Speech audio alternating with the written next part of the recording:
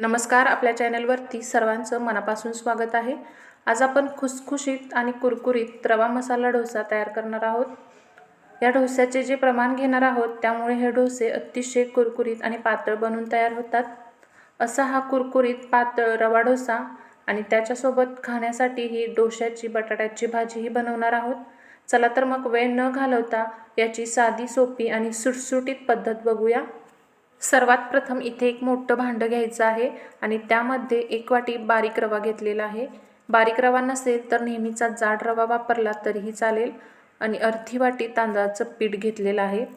बरेच जण यामध्ये मैदा किंवा गव्हाचं पीठ वापरतात. आपण जरासुद्धा मैद्याचा वापर इथे करणार नाही आहोत.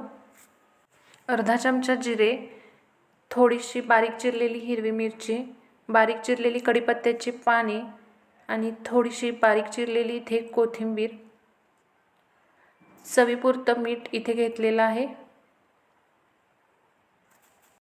काही जण इथे बारीक खिसलेलं आलंही घालतात. तुम्हाला आवडत असेल तर अर्धा चमचा खिसलेलं आलं घातलं तरीही चालेल.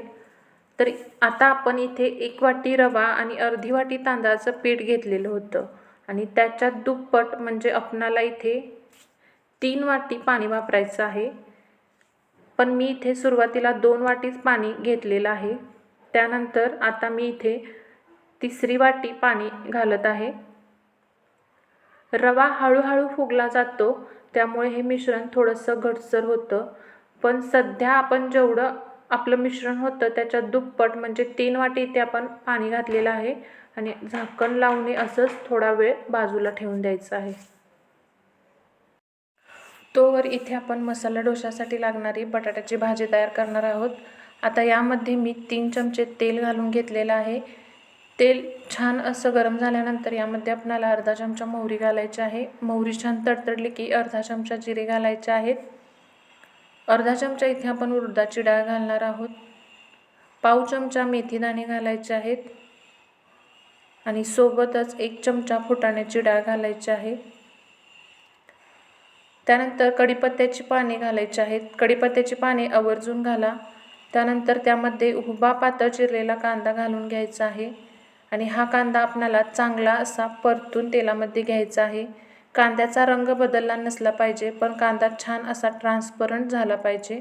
आता हा कांदा मस्त असा मऊ किंवा पटकन परतला जावा यासाठी यामध्ये आता आपण चवीपुरतं मीठ घालणार आहोत.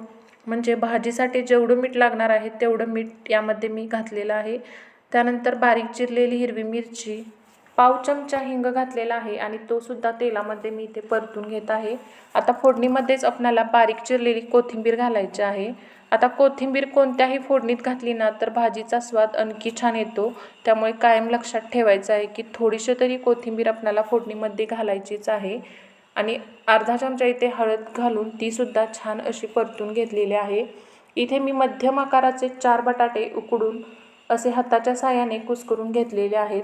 तुम्हाला जर छोट्या छोट्या फोडी करायच्या असतील तरीसुद्धा चालेल आणि या फोडीसुद्धा आपणाला या मसाल्यासोबत आता परतून घ्यायच्या आहेत आणि आपणाला झाकण लावून यावरती 1 मिनटं किंवा अर्धा मिनटं वाफ काढून घ्यायची आहे.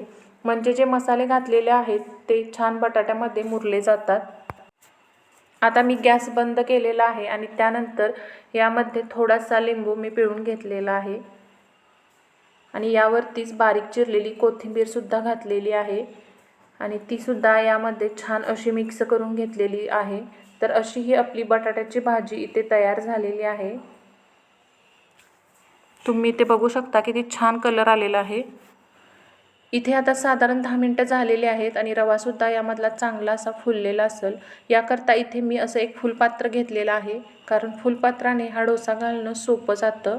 मला हे थोडंसं मिश्रण दाटसर वाटत आहे त्यामुळे इथे मी अर्धी वाटी पाणी घातलेलं आहे.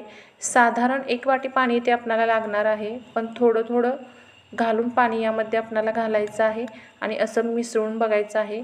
कधी कधी मिश्रण पातळसुद्धा होऊ शकतं, त्यामुळे अंदाज घेत घेत पाणी घालायचं आहे. हे मला आणखी मिश्रण थोडंसं जाडच वाटत आहे त्यामुळे आणखी एक अर्धा वाटी इथे मी पाणी घातलेलं आहे आणि एकूण इथे आपण 4 वाटी पाणी वापरलेलं आहे. आता यामध्ये मीठ किती आहे हे चाखून बघायचं आहे, कारण आपण परत पाणी वाढवलेलं आहे. त्यामुळे मीठ लागत असेल तर घालून डोसे करायला घ्यायचे आहेत. इथे मी कांद्याच्या साहाय्याने तेल लावून घेत आहे तव्यावरती डोसा घालण्यापूर्वी थोडासा बारीक चिरलेला कांदा तव्यावर असा घालून घ्यायचा आहे आणि आपण तयार केलेलं जे पीठ आहे ते तळापासून चांगलं हलवून घ्यायचं आहे. एक नाही, दोन नाही, 4 वेळा आपणाला हे पीठ छान असं फुलपात्राच्या साहाय्याने हलवून घ्यायचं आहे आणि कडेपासून असं मिश्रण घालायला सुरुवात करायची आहे. हे मिश्रण आपल्याला पातळ असं तव्यावरती पसरवून घ्यायचं आहे.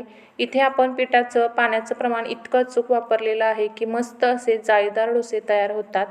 आता फक्त मिनिटभराची वाफ घ्यायची आहे आणि गॅस फुलच ठेवायचा आहे. ही वाफ आपण का घेतली? कारण हॉटेलसारखं यामध्ये आपण मैदा वापरलेला नाही. त्यामुळे अशी वाफ घ्यायची गरज लागलेली आहे. सगळ्या बाजूने एकसारखी आच लागावी म्हणून थोडासा हा तवा असा शिफ्ट केलेला आहे. म्हणजे सगळ्या बाजूने मस्त असा तो कुरकुरीत डोसा तयार होईल. लहान आचेवरती मस्त असा तांबूस रंग येईपर्यंत हे डोसे आपणाला शेकून घ्यायचे आहेत आणि मग हा असा डोसा आपणाला सोडवून घ्यायचा आहे. हे बघा, पहिलाच डोसा आहे पण अजिबात हा आपला डोसा तव्याला चिकटलेला नाही आणि काय मस्त असा तांबूस रंगावरती हा डोसा आपला बनवून तयार झालेला आहे. छान असं अलगद आपणाला हा डोसा सोडवून घ्यायचा आहे. आवडले असेल तर नक्की ट्राय करा आणि तुमचा अनुभव माझ्याशी शेअर करा. तुमच्या मित्रमैत्रिणींना आणि नातेवाईकांना माझे व्हिडिओ नक्की शेअर करा. व्हिडिओ आवडला असेल तर एक लाईक नक्की करा. चला तर मग भेटूया एका नवीन रेसिपीसोबत. धन्यवाद.